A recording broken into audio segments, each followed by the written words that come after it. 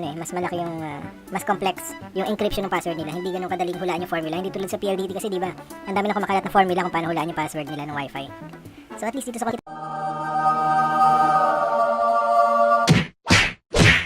Hey guys, welcome back to Lintech. So let's check first what are the data packages and plans of CONVERGE.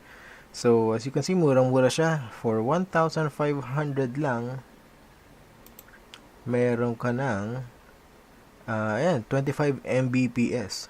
And importante, no data cap, di ba? So for compared to PLDT, for a plan na worth 2,500,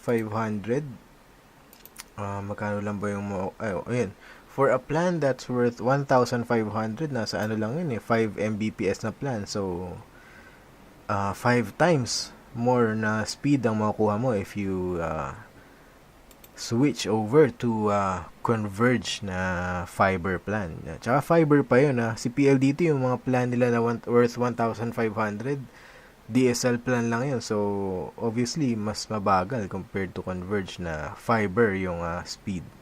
So next, try natin. Currently connected ako do sa ating CONVERGE fiber account, Fiber Wi-Fi. So mag-perform tayo ng speed test. Check natin. Contacting server, testing download. Ayan, makikita natin.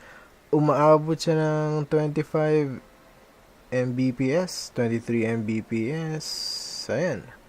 23 Mbps. Tapos ito pa, check rin natin yung upload speed. So if familiar kayo sa PLDT DSL, yung upload speed nila usually 1/4 lang nung speed nung download speed nila sa mga DSL nila. Pero ito, kita nyo, parehong-pareho. 23 Mbps na upload speed, tsaka 23 Mbps na download speed, di ba? Pantay na pantay lang kapag naka-fiber kayo. Yan yung test result niya, internet connection should be able to handle multiple devices, streaming HD videos at the same time, di ba? So, di na kayo mag-aagawa ng ng bandwidth sa bahay nyo. Pwede na kayo manood ng kanya-kanyang video. Pwede na kayo mag-download ng kanya-kanyang video kapag naka-fiber connection kayo. Okay, try pa natin sa speedtest.net. Ano ba yung ipapakita sa atin na speed dito sa speedtest.net?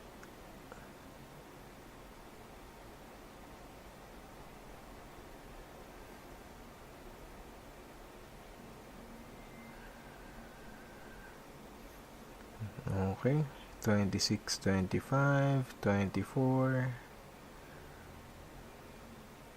Okay, mukhang nag-steady na siya sa 24 bits per second or megabits per second. Okay, 24 Mbps download speed. Check natin tong upload speed.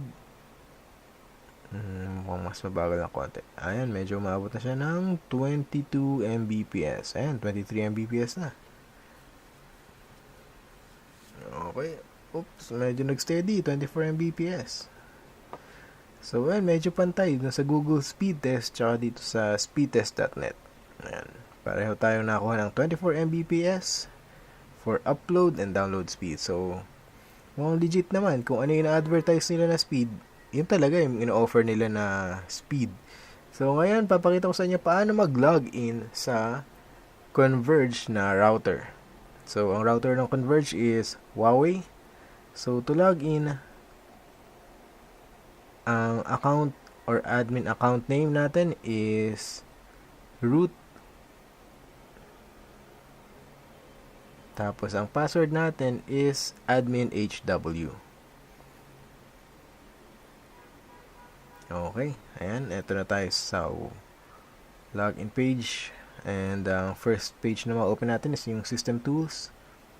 Dito pwede nating palitan yung ating login password, which I highly recommend palitan nyo kagad the moment na ma-open nyo ito. Kasi nga, yan yung default password ni Fiber CONVERGE dun sa mga Huawei routers nila. So, kapag may iba kayong, or yung kapitbahay nyo, nakuha yung signal ng Wi-Fi nyo, pwede nilang makuha yung, or ma-modify, or mapalitan yung passwords nung inyong mga routers at madaling mahack yung wifi nyo. So, ayun, as advised, palitan nyo kagad yung inyong router passwords. Syempre, yung wifi password, it goes without saying, dapat pinapalitan nyo talaga yan, lalo na yung wifi password. Pero maganda naman dito kasi kay Converge, mukhang mas kung generic man yung passwords nila, feeling ko mas mas malaki yung mas complex yung encryption ng password nila. Hindi ganun kadaling hulaan yung formula. Hindi tulad sa PLDT kasi, di ba?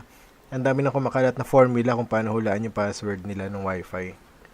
So at least dito sa Converge, medyo mahirap hulaan yung password nila.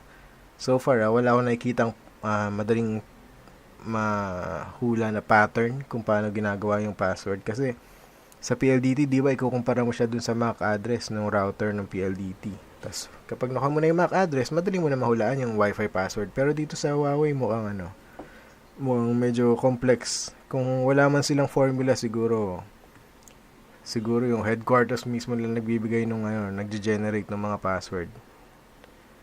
So, hindi siya ganun kadali hulaan. Take care and God bless. See you in the next video. Only here on Lintech. Bye!